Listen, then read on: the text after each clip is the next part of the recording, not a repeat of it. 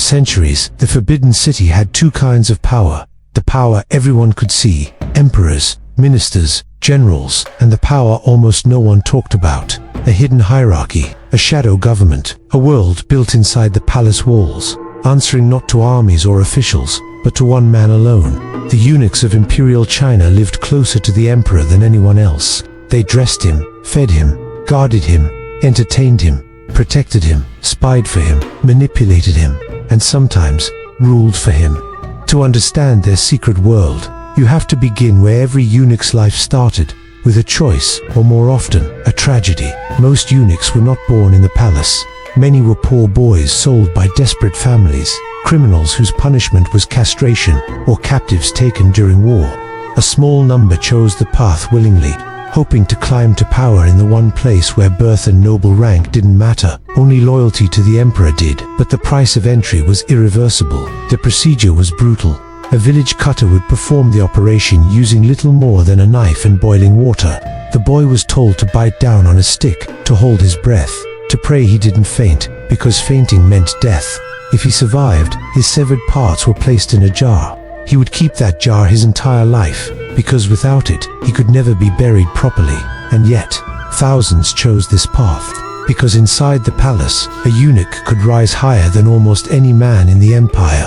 Once inside the Forbidden City, a new eunuch's life began at the bottom. He slept in crowded barracks. He scrubbed floors, lit lanterns, fetched ink and brushes.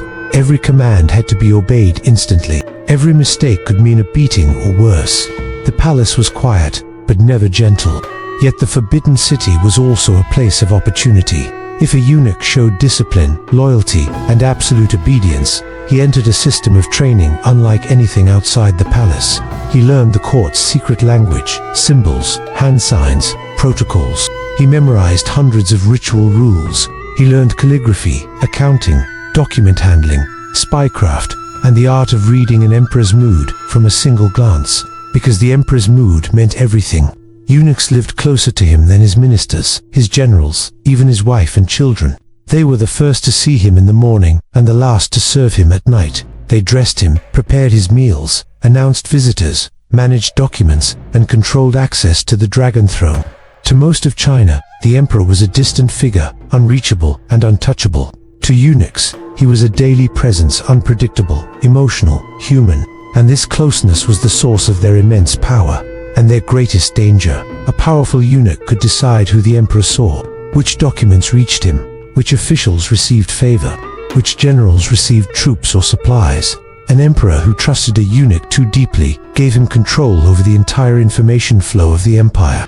And in a palace shaped by secrets, information was everything. Some eunuchs used this influence to protect the emperor, others used it to enrich themselves. A few used it to dominate the entire political system. Throughout Chinese history, there were eunuchs who commanded armies, ran intelligence networks, controlled tax revenues, and even chose who became emperor next. But not all power was political. Some were masters of the palace's hidden economy. They controlled the imperial kitchens, which prepared massive banquets and handled rare ingredients worth fortunes. They managed the textile workshops, where silk, gold thread, and precious materials flowed in and out, often under eunuch supervision. They oversaw the internal security forces, the printing workshops, the armories, and the treasury storerooms. At every level, eunuchs saw everything, every secret, every weakness, every opportunity. Yet their lives were also filled with fear. The Confucian scholar officials despised them. They believed eunuchs were unpredictable, dangerous, and morally corrupt. Laws were written specifically to limit their power, and memorials begged the emperor to remove them from politics. The tension between eunuchs and ministers shaped centuries of court drama. When emperors were strong, eunuchs stayed close but cautious. When emperors were young, weak, or uninterested in governing, eunuchs stepped into the vacuum, sometimes with disastrous results. But to understand the human side of eunuchs, you have to step away from politics and look at their daily lives. Inside the palace, eunuchs formed tight communities. They called each other brothers, even if they weren't related. Older eunuchs mentored younger ones. Some adopted sons, not biologically, but through ritual, passing on their wealth and connections. Their living quarters were small but comfortable. Their meals were modest but steady, They had access to the emperor's doctors, the palace libraries, the workshops, and the world's finest materials. Many became highly educated. Some became artists, poets, musicians, calligraphers, and scholars. But loneliness followed them everywhere. They could not marry. They could not have children. They could not return to normal society. They could not even speak freely, for fear of being overheard. The palace was beautiful, but it was also a cage. Despite this, some eunuchs achieved extraordinary things. During the Ming dynasty, Zheng He, a eunuch admiral, led the largest naval expeditions the world had ever seen. His fleets dwarfed those of Europe, traveling from China to Southeast Asia, India, Arabia, and the coast of Africa. Other eunuchs became master administrators, overseeing construction projects, flood control, warehouses, and diplomacy.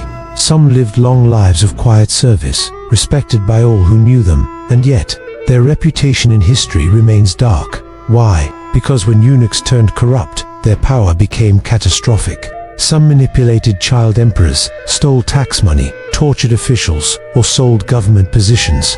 In the late Ming dynasty, the eunuch Wei Zhongxian effectively ruled China, controlling the secret police and eliminating anyone who opposed him. His downfall dragged the dynasty toward collapse. The story of eunuchs is a story of extremes. Extreme loyalty, extreme opportunity, extreme suffering, extreme power. When an emperor trusted a eunuch, that eunuch could rise from nothing to command the empire's resources. When an emperor turned against a eunuch, he could lose everything in a single day. This volatile world shaped the personality of the eunuchs themselves. They learned to read faces, gestures, moods. They mastered silence and timing. They understood survival better than anyone else in the palace. Their loyalty was valuable because it was total, and their betrayal was dangerous because it was hidden. As dynasties rose and fell, eunuchs rose and fell with them. And when the Qing dynasty collapsed in 1912, the imperial system died, and with it, the entire eunuch institution. The last imperial eunuchs lived into the 20th century. Some were photographed, some wrote memoirs, some even told their stories on camera. They walked modern streets wearing traditional collars, carrying memories of a vanished world. One of the last eunuchs of China said something unforgettable shortly before his death. People say we were powerful, but no one knows how lonely we were. And that is the secret life of Imperial China's eunuchs, a life of sacrifice and ambition, privilege and fear, influence and isolation, a life lived in the shadows of the greatest palace on earth, serving the most powerful man alive, while never truly belonging anywhere. The Forbidden City still stands, its walls still whisper, and inside those silent halls, if history has a memory, it remembers the footsteps of the men who walked without families, without names, without futures, yet helped shape the destiny of an empire.